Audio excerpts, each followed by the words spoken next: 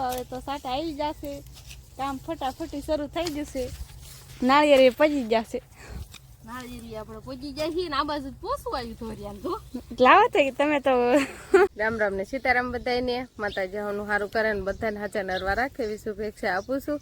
તો આજે વાતાવરણ એવું થઈ ગયું છે કે વરસાદ આવે એવું, અને આપણે વરસાદ હવે જોતો જ છે, કેમ કે નકર પછી માંડવીમાં પાણી પાવાનું ચાલુ કરવું પડે એમ છે વરસાદ ન આવે તો। પહેલાં તે આપણે માંડવીમાં પાવાનું એવું બધું ચાલુ કર્યું ને કાં વરસાદ આવી ગયો તો, ને હવે પાછી જરૂર છે એટલે વરસાદનું વાતાવરણ તો થઈ ગયું છે, પણ હવે આવે તો સારું કહેવાય।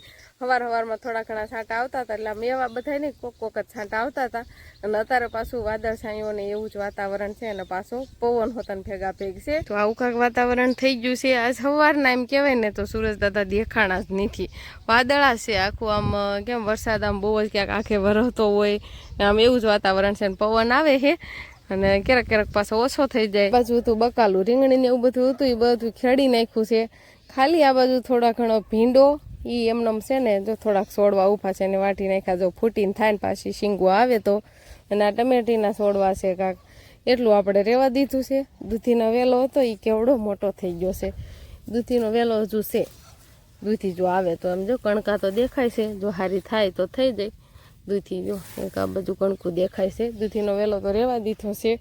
અને આ બાજુ હરખો છે ને એના ઉપર એ દૂધીનો વેલો સડી ગયો હતો, એટલે વજન થાય ને એટલે હરખો તો બટકણો હોય એટલે ડાળું હાવ નમી ગઈ ને કોક ડાળું તો ભાંગી હોતન ગઈ છે, અને હરખવાની શીંગું જો બી થાય ને એવી થઈ ગઈ છે, આ રેવા જ દેવાની છે અને પકવવાની, બી આપણે થઈ જાય, એક આ છે બે છે આ બાજુ હોતા ના હોતા બી થાય એવી છે। બળદને છે ને સૂટા બાંધી દીધા છે એટલે સરવામાં ને નથી નાખી, કીધું થરોડીને એવું બધું ખડ છે ને આમે તે સરી જાય અને કોહો થોડો કોસો થઈ જાય, એટલે બે બળદને આપણે આ બાજુ બાંધા છે, એકને આપણે અહીંયા બાંધ્યો છે। જો આ કેવી થરોડી છે તો ખાતો નથી, આમ સકડિયા ફરે છે, અસલ કૂણી છે અને લીલી શેવાળ જેવી છે, આમ હારી ખાઈ એવી થરોડી છે, નકર આમ એમ થાય હુકાઈ ગયેલી જેવી તેવી નથી, હારી થરોડી છે ને તોય બહુ ખાતો નથી। અને એકને આપણે આ બાજુ બાંધ્યો છે, એ થોડું સારું ખાય, એને જો હારી નથી ને તોય ખાય છે, એને એટલી બધી હારી થરોડી નથી ને તો એ વીણીને ખાઈ જાય, પણ ખાધે ગોરિયા ઠાંઠાને છે ને આ બાજુ બાંધી દીધો છે, કેમ કે એના સરતો નતો ને તણાવીને જવા મળ્યો, વાય લાકડા બાંધ્યું હતું ને તો લાકડું ખેંચીને ક્યાંય વયો ગયો, એટલે ખીલે બાંધી દીધો ને એને ઝાડની નીણ આપણે નાખી દીધી, એટલે હવે ખાવા મળશે।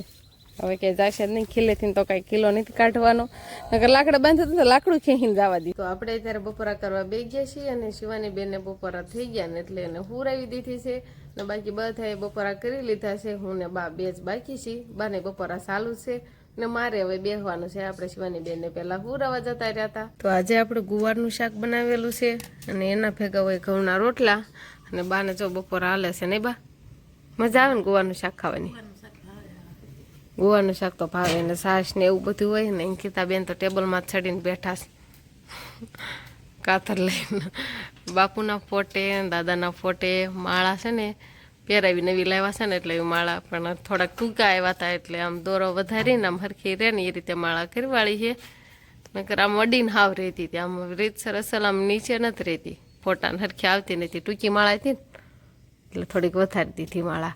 અને આજ તોય દાદાના ફોટે થોડીક વધારે આમ અધર રહેશે, ને બાપુના ફોટે તો આમ વ્યવસ્થિત થઈ ગઈ છે, આમ તો હાવ હાલે એમ જ છે ને, હાલે મોઢા જ નીચે છે, બોલી થાવ આમ આખ્યું હોય ને ન્યા રહેતી હતી, કેમ કે આમ લંબાઈમાં ફોટાની ચૂબી મોટી હોય ને એટલે હરખી નથી આવતી। ત્યારે વાસણ ને એવું બધું ધોઈ નાખ્યું, અને ઢોરને પાવાના હતા તો પાઈ પણ દીધા છે, પણ અમારા વંશભાઈને આ નવરાત્રિ ચાલુ છે, ઉજાગરા થાય છે તો એને બપોર વસાળે નીંદર ન આવે, અને અમારે ઘરે બધાય બપોરા પાણી થઈ જાય ને એટલે બધાય સૂઈ જાય, થોડીક વાર તો બધા આરામ કરી જ લે। અત્યારે શિવાની બેનને હુરાઈ દીધી છે ને વિહાનભાઈ બાન બધા અત્યારે હવે આરામ કરે છે બપોર વસાળે। આજ તો તડકો નથી, આજ તો વાદળછાયું જ વાતાવરણ છે, વરસાદ તો કાંઈ આવતો નથી, પણ તડકો હોય એટલે કાંઈ બીજું કાંઈ કામ તો ન હોય, આમે તે નવરાત્રિ ન હોય તો બપોર વસાળે કાંઈ કામ ન હોય ને એટલું બધું તો બધા આરામ કરતા જ હોય। અરે આ બાજુ જો આવું ને આવું કાંઈક ગોતતો જ હોય, આમ જો ફરફર્યું ક્યાંય ગયું ઉડાડા રાખે ને।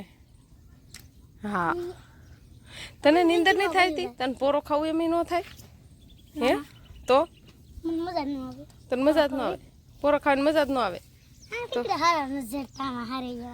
તે ગોત, તારે ત્યાં બીજું શું કામ હોય, તારે ક્યાં પોરો ખાવો હોય, તારે રમવું જ હોય એવું ન હોય, રમવાનું હોય વાંસને. તો આપણે અત્યારે બધા ઢોરને નીર નાખી દીધી છે અને કોક છાંટાવાનું પણ ચાલુ થઈ ગયું હતું.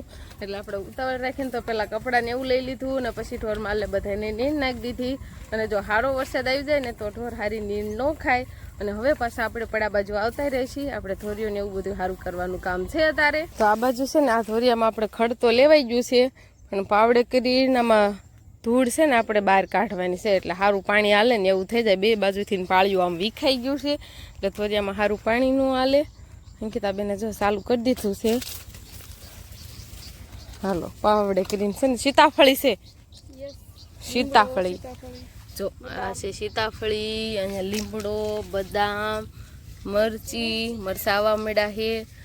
અને આ બાજુ આ પોપૈયો સામે એક પોપૈયું દેખાય છે અત્યારે. આવા ઘીહોડા થઈ ગયા ખબર વિનાના. સમજો ખબર એ નથી ના ગૌઢા થઈ ગયા. આ તો હાલે નહીં એવા એક બે શાકમાં હાલે એવા છે થોડાક.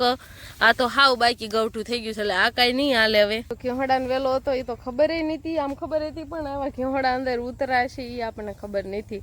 ઉતારવા જ ન આવ્યા કોઈ. કેવા હતા ઘીહોડા.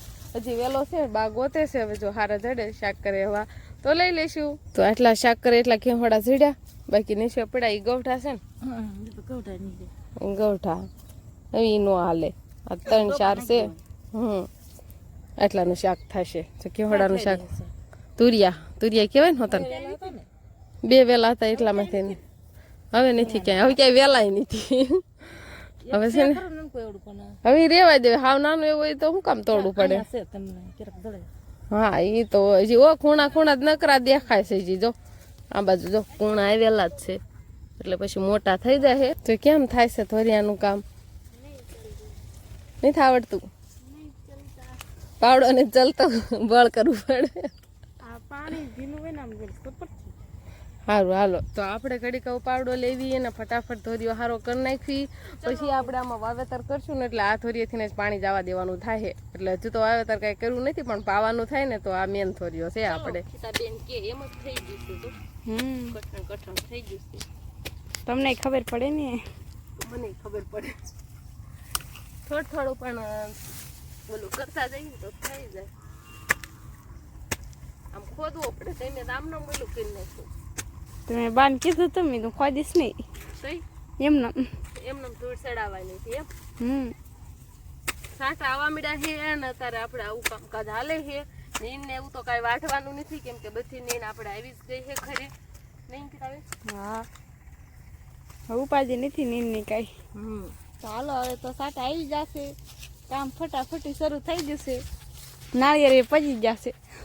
નાળિયેરી આપણે પહોંચી જાય છે ને આ બાજુ પોસું આવ્યું ધોરિયાને તો લાવો તો તમે તો લાવો હવે કે લાવો. જો છે ને ઓલી બાજુ તો ધોરિયો છે ને ખોદવો પડ્યો તો એ બાજુ પાહ નતો એટલે ધોરિયામાં. અને આ બાજુ થાવ પોસું. આ બાજુ છે ને ખાલી આપણે પાવડેથી આમ ભેગું જ કરવાનું છે એટલે ફટાફટ આપણે પાળી કમ્પ્લીટ કરી નાખી. કેવો મજા આવતી છે ને? તડકો નથી ને એટલે મજા આવે. નહીં આ ઊંડો ધોરિયો થાય છે ને અસલ. હા હારો જ ધોરિયો થાય છે. હા તો વરસાદ આવી જશે ને ઘીહોડા લઈને વી આવશે. વરસાદ આવ્યો એટલે ધીમે થંથાત પેલા ઘરે આવતા રહ્યા. પછી હું કઈ પલાળવા રહું અને ધોરિયો આપણે કહેવાય ને ચોટી આવવા એટલો ધોરિયો આપણે બાકી રહી ગયો. બાકી બધું કમ્પ્લીટ થઈ ગયો. અને અત્યારે સાટ આવવા મળ્યા છે એટલે નહીં આમ પલ્લી જાય એવા પણ થોડીક વાર રહ્યું તો પલ્લી જાય એટલો સાટ આવવા મળ્યા છે. વસભાઈ જો નાવા આવતા રહ્યા ને વસભાઈ નાવાની મજા આવશે કેમ કે ગરમી બહુ થતી હતી ને સવારના વાદળા તો થતા હતા અને અત્યારે થોડાક ખારા સાટા આવવા મળ્યા છે. વરસાદમાં ભાઈ બહેન ફોટા પડવા મળ્યા છે. શિવાની હરકી રે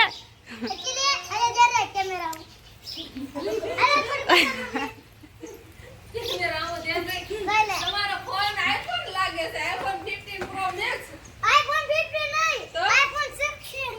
આઈફોન 16 નવું મોડેલ આઈફોન 16 પ્રો મેક્સ વસભાઈ ફોન છે. જો શિવાની પાછી ધોઈ રહી સેલ્ફી પાડે છે સેલ્ફી. તો આપણે અત્યારે વધારે વરસાદ આવવાનું ચાલુ થઈ ગયું છે.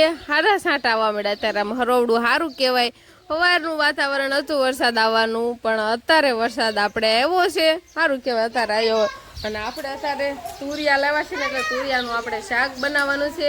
એટલે બસ સુધારાઈ જશે ને આપણે બહાર ચૂલે જ આપણે રસોઈ બનાવશું. વાળું પાણીનું બધું કેમ કે આમ જ વાર છે અને પછી તો બનતરમાં ખાર લાગી જશે ને ચૂલો નહીં જગે હરો તો આપણે ગેસ ઉપર બનાવી નાખશું. ઘીહોડાનું શાક ચૂલે મૂકી દીધું છે હજી તો બટકા આપણે તેલમાં સડવા દેવાના છે ને આમ તો કોરું મોરું જ કરવાનું છે શાક, આપણે આંધળ નથી નાખવાનું. પણ હવે છે ને થોડુંક સડી જાય ને પછી આપણે આ એક ટમેટું સુધારી નાખવાનું છે. ત્યારે ઘીહોડાનું શાક સરસ મજાનું બની ગયું છે. કેવું સરસ મજાનો દેખાવ આવે છે. કોરું મોરું શાક ખાવાની પણ મજા આવે. અને વરસાદ તો આપણે ચાલુ ને ચાલુ છે.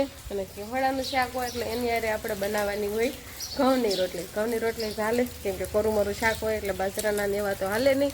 તો બસ હવે આપણે રોટલીને એવું બનાવી નાખવી.